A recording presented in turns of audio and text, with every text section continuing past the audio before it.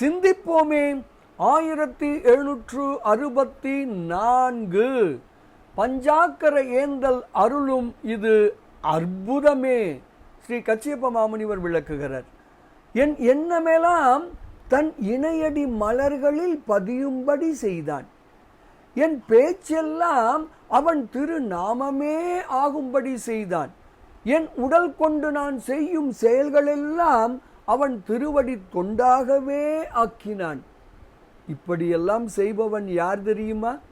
தேவர்கள் அனைவரும் எப்பொழுதும் சூழ்ந்திருந்து ஏவல் செய்யும் பஞ்சாக்கர தேசிகனே இப்படியெல்லாம் செய்கிறான். என்னே அற்புதம் இது! இது உண்மையில் ஒரு பெரிய அற்புதமே. இப்படியாக மனம் மொழி மெய்யை அவன் திருவடிக்கு ஆக்க வேண்டும் என்று விளக்குகிறார் ஸ்ரீ கச்சியப்ப மாமுனிவர். பாடலை காணலாமே.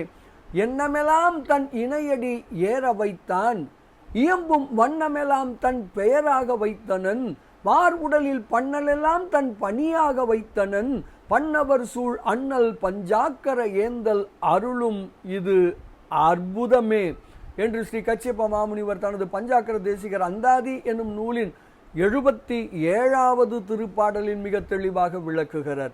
முக்கருவியை அவன் அடிக்கு ஆக்குவோம், அருள் உணர்வோம், பேரானந்தத்தில் திளைப்போம் திளைப்போம் திளைப்போம். இனிய வணக்கம். சிவாய நம.